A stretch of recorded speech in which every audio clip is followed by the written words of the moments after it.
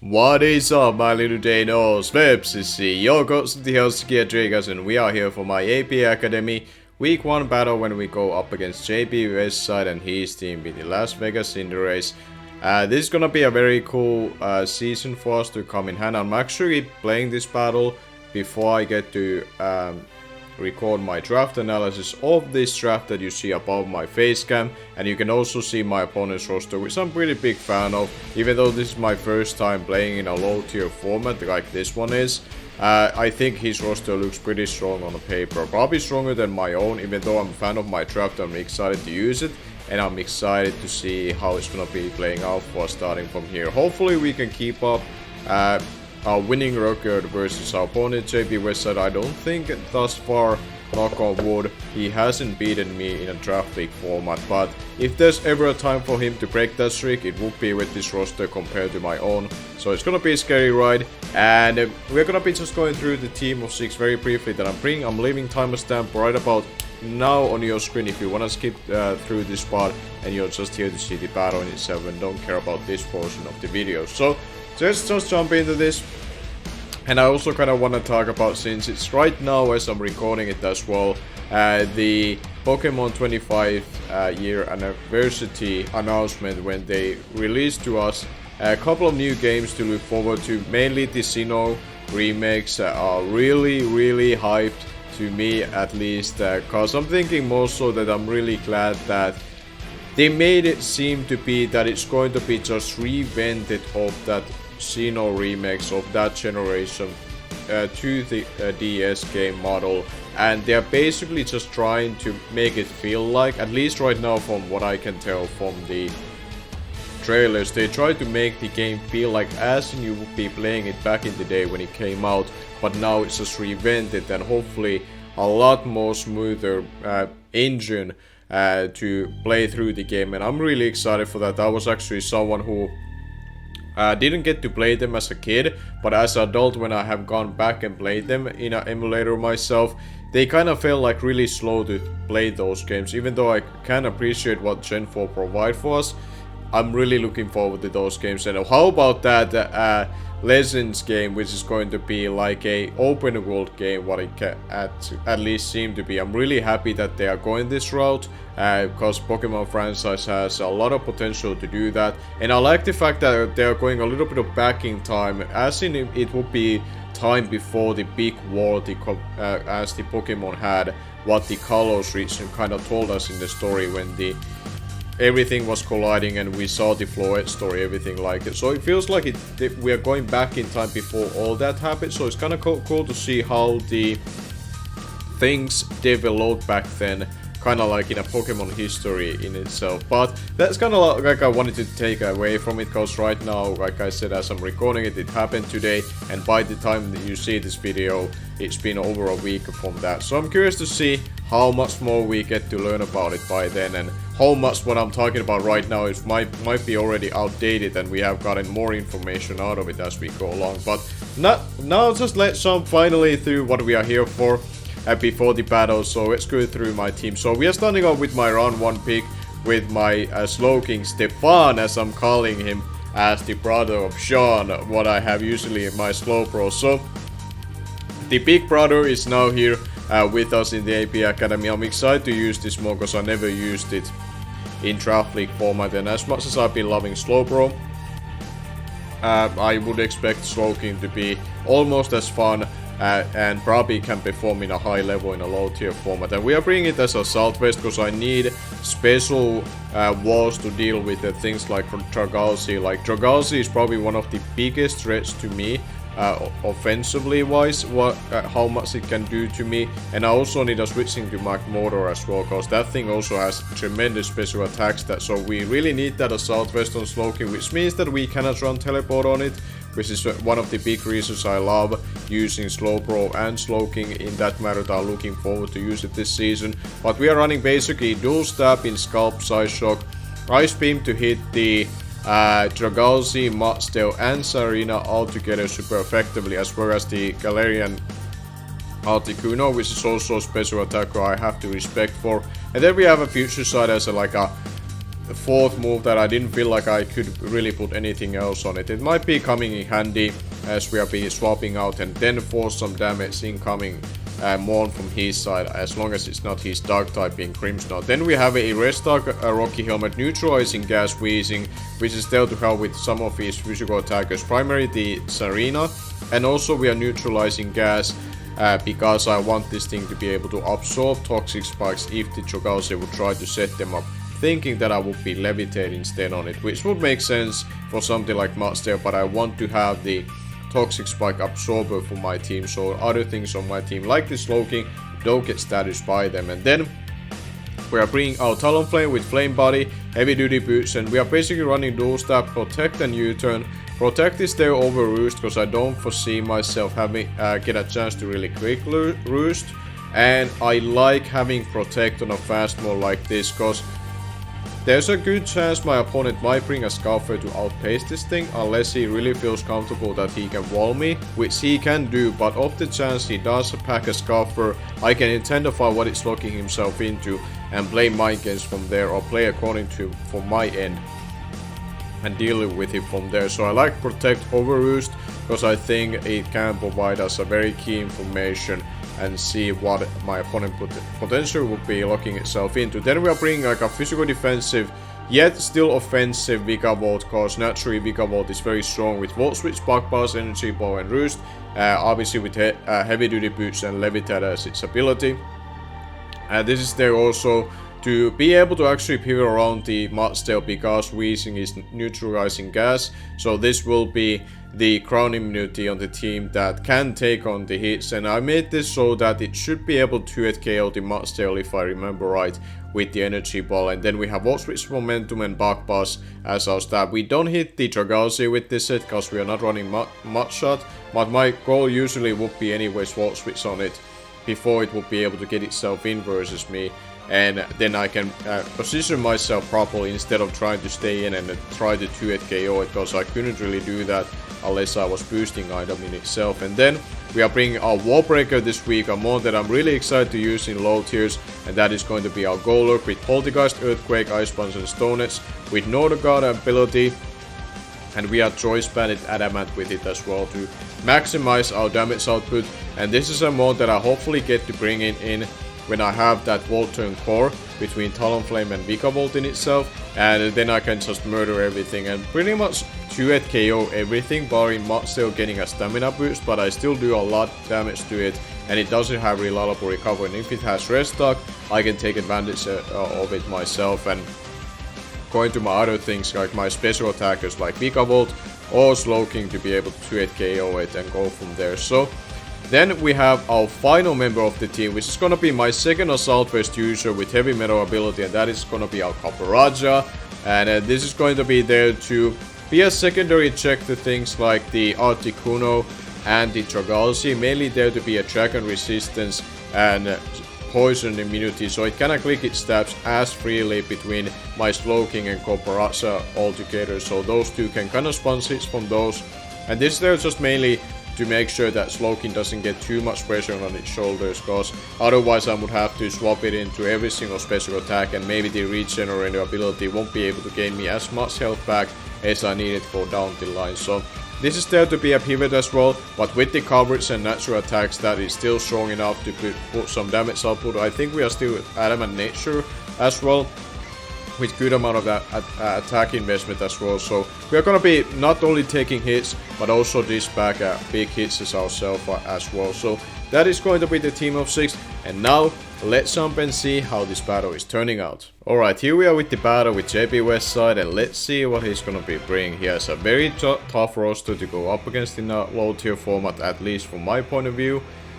So it's gonna be a tough ride, and let's see. He brought the Grimmsnarl, McMortar, MattOshea, Articuno, Galar, Cobalion, and the Lapras. So big surprise, no Trogaholic, no Serena, no Boltund. Okay. So potential Scarfers that I could tell is either McMortar, Articuno, or the Cobalion. Basically these lower guys obviously won't be a Scarfer, but as of a lead, who do I like? That's a good question. Who do I like? I kinda feel like leading well versus the Lapras. So I'm thinking either Vikavolt. I could also want to lead well versus one of his rockers, like the Cobalion or the Mudsdale.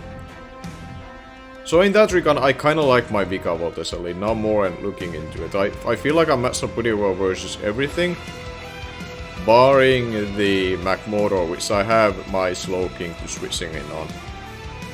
So I'm good with that. Good luck and have fun to JBWestside. I'm looking forward to this season. I feel like I'm gonna be taking this a lot less seriously. Obviously I want to win every single week and hopefully the championship if I get the opportunity to do so, but it's a lower tier format, it's format that I'm getting used to, so I don't higher my expectations too far. So he leads up with the question mark horse, which is the Cobalion. And this could be either his Scarfer or his Rocker. This definitely could be a Scarfer. I kinda wanna Volt Switch on this, I'm not sure who you would really switching on me either way. I'm gonna Volt Switch. To get some initiative and intel. If he has Thornets... Okay, he has Taunt, alright. This is like a... Has a deterrent lead, I'm fine with this. He was worried about Sticky Webs, but I get good damage on him. And that did about half. Which is fantastic for me, because now... I could easily go into my Talonflame. Or my Slowking. I think I go into my Talonflame. And then I review the matchup that do I feel like U-turning here.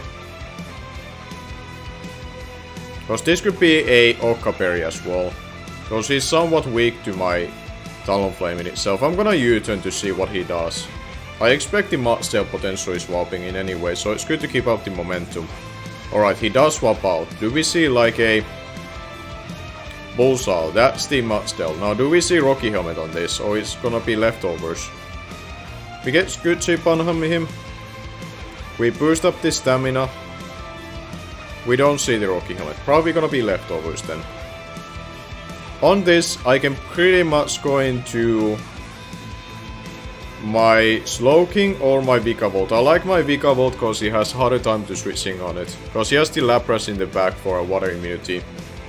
So I'm gonna go into this and I'm gonna probably just straight go for an Energy Ball. As he reveals to be leftovers. Now the Magmortar could come in, but any damage on it is nice. Including also if he stays in and goes for Stealth Rocks. He does have Rock Slide, lands it, so he has a little bit of speed on this, but I have good amount of bulk. And we get off our Energy Ball. This is fantastic, I get some damage off on you. Beautiful. That's beautiful damage for me. And now he will be +2 defense. Now I could swap out here. It's good to know this thing has some defense investment, but I could swap out into my Stefan here. Because this thing would be nice to keep healthy for the Cobalion, while I do have Weezing as well, but it's better for me to not risk that Rock Slide anymore. As he does go for the Stealth Rocks, okay, that was... I gave him a turn to do that, so maybe it was better to stay in, but we're still in a decent shape. Now I think what I will do is that I throw out a Future Sight. Or I could predict the Lapras as well. I'll throw out a Future Sight. Cause that can support my next following hit. He does go for the Toxic, alright, that's fine by me. That is fine by me. And now I get a Future Sight off on him. This thing is still relatively healthy, so I would think he's not sacking it while he can still keep it around. But who would he go into? I still think the Lapras would come in. What is the safe play here? Even if he stays in. I think I go into my Vikavolt. Because if he stays in, he's probably gonna click Earthquake. He does swap out.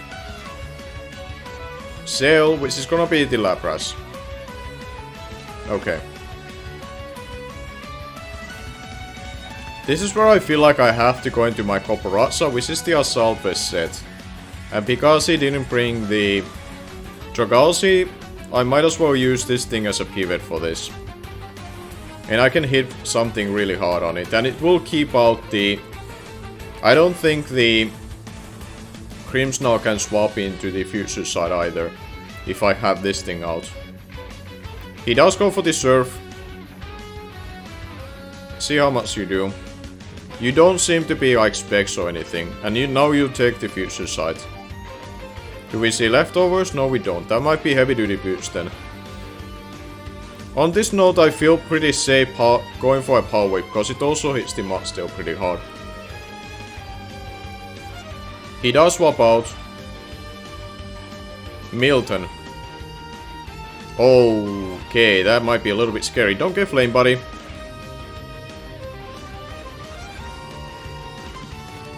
Okay, no Flame Buddy. Fantastic. I think it's a pretty bad for me to stay in right now, so I might as well go into my Shuckleking.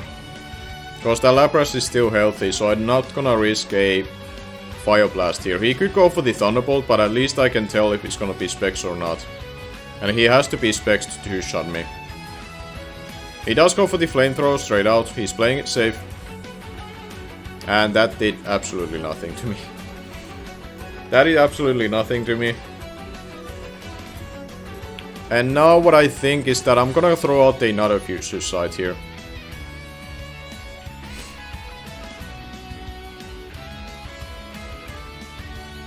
He does fire off a Thunderbolt, which I can take just fine.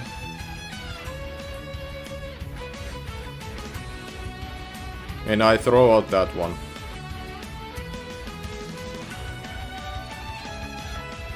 Okay. Next one could kill me, so I kinda wanna make an aggressive play and go into my GOLURK. This could also cover a... Could cover a Lapras swapping as well. I don't think he's clicking Fire Move here. Let's see. He fires up a Psychic. Pretty good neutral play as well from him. Okay. Now I have to go back to the Shuckleking. And then I fire off a Scald on him. He does swap out. Does he swap into MattOshea here? Yeah, he does. Okay.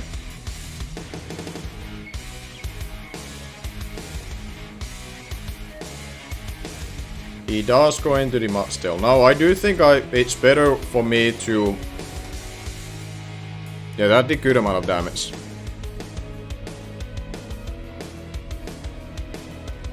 He could be sacking this thing off. And I do like to gain my regen, so I have a switching to that Mach Motor. So I will swap out and probably into the Vikavolt and finish this thing off. Which I should have done in the first place, but I might as well do it now than ever.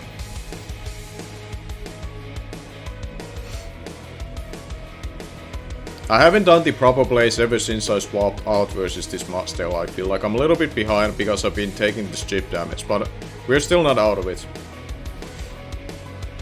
And I think now is best, in my best interest, I think I should be just energy balling this, because he might be just sacking this thing off. So let's get rid of it, so I can Volt Switch later on for free. He does go for the Rock Slide. We'll take it just fine. And we get off a Energy Ball. This should kill you, right? Yeah, it does. Okay, we get the first kill into battle. But we are somewhat weakened as well with some of our mons. So, while we are ahead of in kills, we are not that far ahead in actual battle from my eyes. Because I didn't bring Hazard Setter or Remover of my own, so rocks on my side will be hurting me. Now, is it my best interest to go into Shuckleking again? What is my health looking at?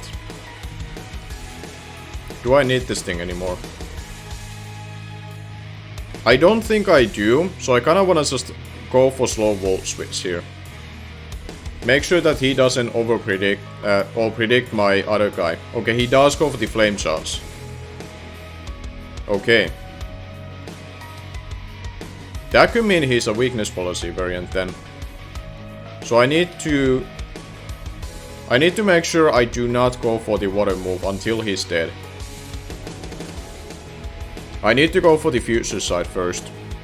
Or actually Psy-Shocking might be better. Because he has a lower SPDF stat. So I go for the Psy-Shock. Just in case if this is a weakness policy variant, I should take this okay. Yeah, we do. And I go for the Psy-Shock. Perfect. Now, do I need this thing for anything else? Because I might as well stay in here as well. No, I think it's better interest for me to preserve this thing. Because I might need it to revenge kill this thing later on.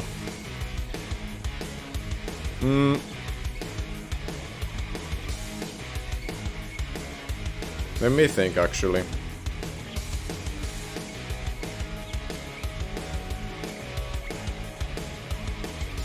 Let me think this through. I'm gonna swap. I think I have to follow my initial mindset of that I need the region to revenge kill this thing. Because I don't have Gale Wings on my Talonflame. If I had Gale Wings, I would have stayed in and then revenge kill with Great Bird. But because I don't, I have to pivot around. He does go for the Flamethrower. Great play from his side. That will almost kill me. And now I have to let this thing go. That's unfortunate, because now Lapras is a bigger problem to me. So now what I have to do is that I have to go into my Slowking again. And Psy-Shock this. But I could lose to the Lapras because the Coporazza was predicted like that. But I need my GOLURK to do massive damage to it. I do have Banded Stonets to hit it hard enough. But here I just I think Scalding is also... which one is better? I think I'll Scald. If he goes into Grimmsnarl. So I punish him for that. He does go for the Thunderbolt.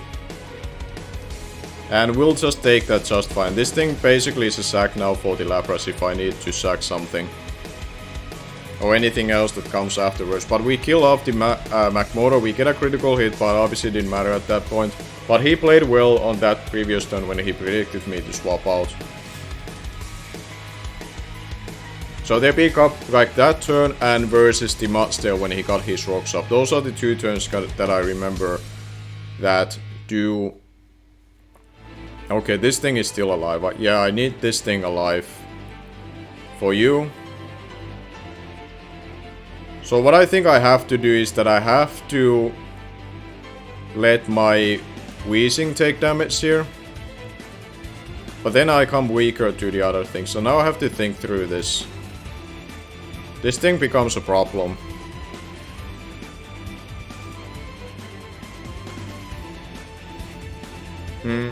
I need Weezing for the other two guys. How do I play around this?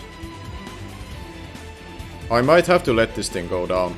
I'll go for the Ice Beam. I'm not sure if this is Scarf. We could lose... Okay, he's Calm Mind instead. He's Calm Mind instead. So I'm glad that I guess I stayed in so I got some damage off on him. He may not then have a Scarf at all. Okay. We got some damage off. We still live one more turn. And now I Ice Beam again. He could have Recover on it, and if he does, that's a problem. But let's see. He does have Recover.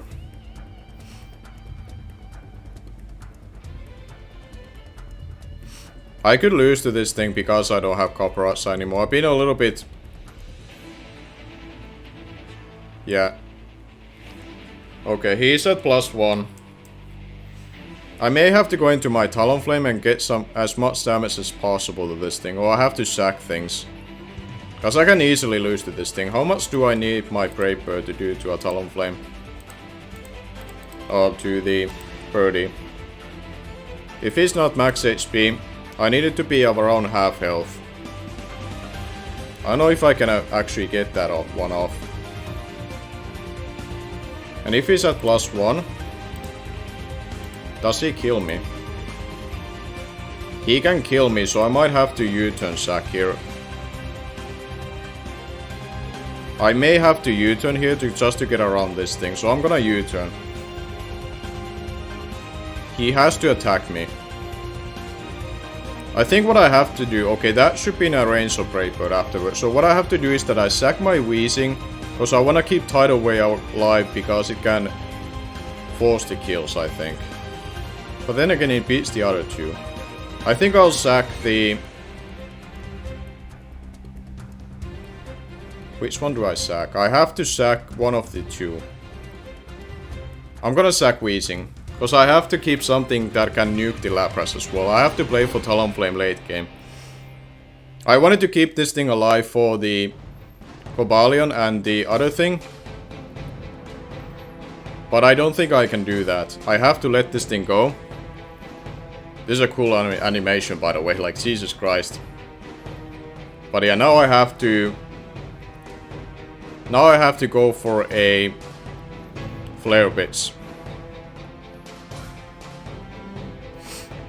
This is probably gonna be the first time JB is able to beat me in a Draft League battle, and if he does, I do want to congratulate him. I'm not, like, this is from my end that I've been playing a little bit sloppy. I think I had the proper team, but I haven't made the proper calls a couple of times. But we should be able to kill you, right? There we go. Katniss got the job done there. Like, right now I'm also, like, I'm still trying to win, but I'm also thinking the differential, because I'm also thinking that unless my opponent chokes, I think he has this in the back, so now I'm playing for the differential. More so, if anything. But there might be still a chance to win. But now he does go into the Lapras. And I don't think I can do anything.